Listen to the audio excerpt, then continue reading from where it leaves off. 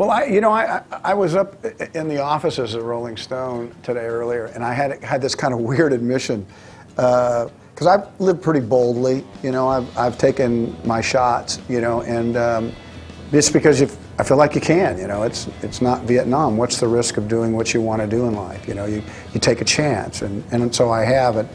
But actually, when I was up there, I had to say that I had been worried about New York a little bit. There's this idea of, I know that people think of me a bit as a cowboy. I know that, I know I'm the baseball guy. I know I'm I know I'm real kind of American, and not that New York isn't, but New York is kind of a bigger kind of international important place, and I always wonder if I was thought of as a bumpkin, a little bit. And I'm just telling you internally.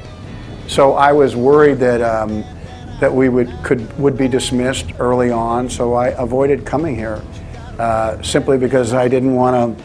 I didn't want to feel the sting of rejection, and they scheduled this without me knowing it. And I said, "Really, really this time?" And the guy said, "Really." So we came, and I was wrong. Maybe I was right to wait to come here, but I was wrong to worry about how we were received, because it was even. Well, John and I met in an acting class, gosh, a long time ago. Neither one of us had any money. It was down in the LA River that doesn't flow, and we'd set up an acting class down there. Everybody that didn't have money. It was in a chemical plant, and we built a little stage, and I made a lot of friends under John Doe of X and a lot of different people everybody was crossing back and forth between acting and music. We just wanted to play, we wanted to act, and no one would pay us to do either. So we decided that we would make our own class and no one had to pay. Out of that group, I found Michael Blake, who ended up writing Dances with Wolves. I found my longtime partner, Jim Wilson, who for 20 years we made movies together, won a couple Oscars, and Michael won an Oscar. And I continue to have friends that out of that group, come and be in the movies. We go watch them play. But John and I began to flirt with music because I really was serious about going back into music. At the same time, my career was starting to gather the smallest of momentums. And I think I told the story today of being, hit pretty hard at one point over a song we made an enormous amount of money for.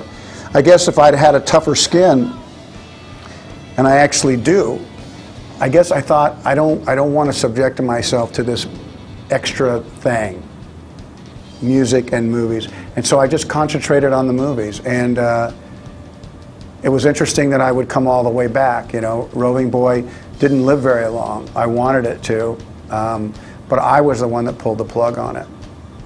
When it comes to the Hatfields McCoys, I was living it quite a bit because it's very epic. It's going to be on, over Memorial Weekend. It's going to play 3 nights in a row. It's going to cover 7, almost 8 hours. And so I was really absorbed in I would watch myself age right in front of myself on the mirror as the beard would go on. And, I think whether we want to admit or not, we measure ourselves by some of our Western heritage. We wonder in our hearts if we're tough enough to stand up to that. We wonder if we would be willing and able to arbitrate our own problems as opposed to having a lawyer do it now, or your PR firm, or your agent. Back then you had to live by your wits, and you had to have a certain amount of ruthlessness in you. And so sometimes I find myself thinking about that. How would I have fared?